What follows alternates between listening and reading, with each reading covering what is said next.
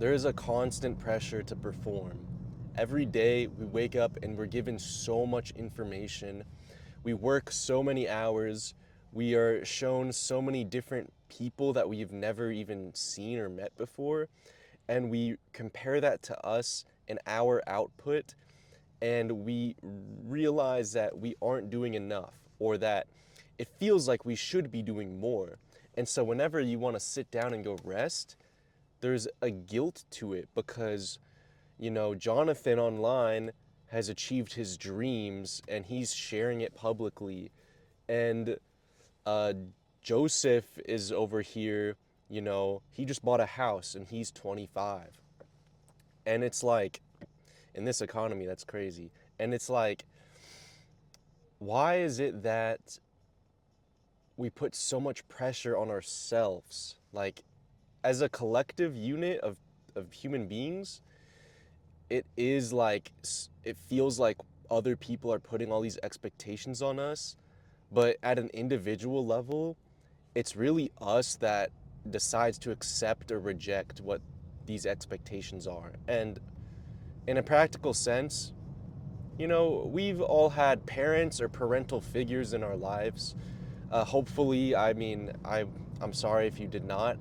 Um, and when we're raised by our parents, whether we like it or not, expectations are put onto us, either subconsciously or proactively, where our parents like, okay, I expect you to get good grades, or I expect you to go to the soccer game and score a goal, or I expect you to enter this club, this math club, and do good at it, and I expect you to be a doctor, I expect you to be a lawyer, blah blah blah.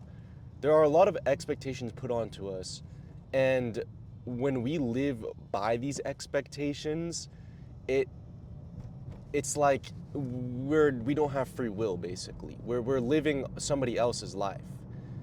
And if you think about it, the way these expectations are put onto us, it's we want to connect and fit in with our tribe or our group, or our initial tribe and group, and we want to be a part of them. And to be a part of it, we have to be accepted, and the way we feel we are accepted is to perform. And unfortunately, a lot of family dynamics are like that.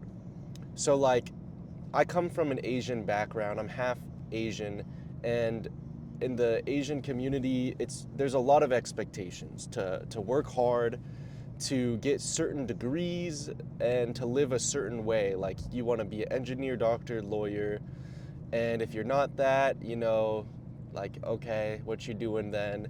Or if you don't go to college, like, oh my gosh, if you have an option to go to college and you don't, what are you doing, basically? And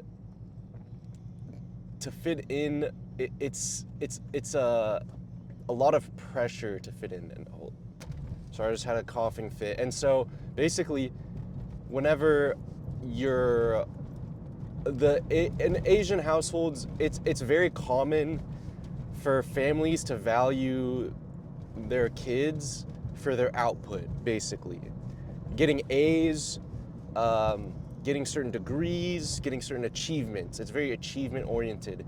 And unfortunately, in many households, I'm very blessed to have a very loving family, but in many families, if you don't do that, you are rejected and kicked out of your tribe.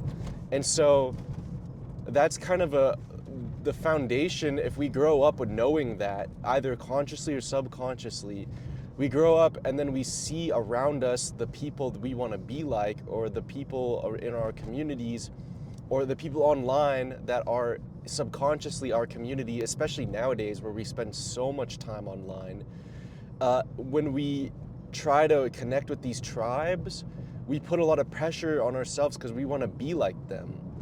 Like, have you ever looked up to somebody? You have an older brother, cousin, or uncle, or aunt, or parent figure, and you want to be like them. If you look up to them, you literally want to act how they're acting. And oftentimes, actions speak way louder than words.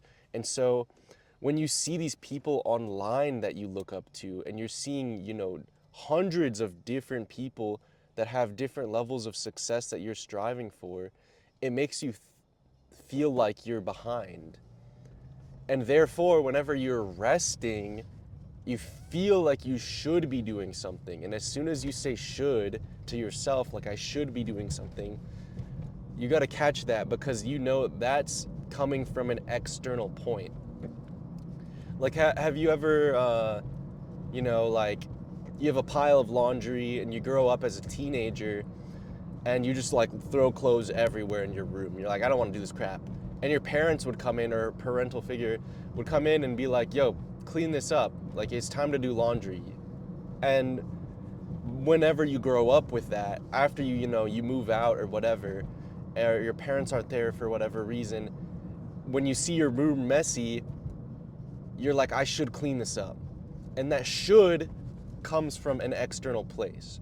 And then what's interesting is it's up to you to keep that expectation or to let it go. Like in this laundry example, it's probably not a bad idea to clean up your room type of thing. Like it's kind of nice to have a clean space. So like that's something that feels like I want to pass that on to the next generation in a way, or pass it on to my peers or whoever. So I will keep a tidy room, and that's a should I want to have. So that then it becomes I want to clean my room in a way. And these word choices are very critical to understanding how you think and operate. And so, but the next time you're like, okay, I should be creating content. That's the thing that I say to myself a lot. And I'm trying to unlearn that expectation on myself, because I want to create content from a place of want and fun and excitement and art and creativity and curiosity, rather than like I should be doing this. And it's a very interesting thing to unpack and unravel in my own mind. But so I want y'all to understand, why are you feeling so guilty when you just want to rest? I know today's age and culture tells us we need to be producing so much output, but in another sense, it's like, who's to say that you specifically need to produce output? If you think about it, like these ancient Asian philosophies talk about, a tree never strives to grow. A tree never tries to grow faster. A tree never tries to grow harder. A tree never tries to grow and look a certain way. A crooked tree might be ugly and bent, and a carpenter can't cut it down and use it for wood. But guess what? Now that tree lives because it's crooked, and it can provide shade for animals. Like, it has a different purpose. Or maybe a tree is very straight and it's meant to be cut down and cut into like a beautiful house or something. So like, if you think about it, those trees never tried to do anything. They just grew. They simply grew. By the miracle of a seed, rich soil, water, and the sunlight, a freaking miracle happened. Because how the hell did we get to this point when we were stardust? We were literally stardust in space, and then the earth was created, and then dinosaurs were created, and then a puddle was created, like a dinosaur left a puddle, and like other shit was created from the puddle. And it's like, isn't that just insane? Like how we got to a point where a seed can mix with soil and water and sunlight, and it knows how to break that sunlight down into nutrients for itself to grow. Like, that is insane. And the moment that's happening right now, me driving in my car back home from work, like the way that things lined up for us to get here is astronomically like insane. And I'm talking to you, whoever's listening to this. I uploaded this video on my phone that's connected to data service, right? And uploading it through some shit that I have no clue how that works.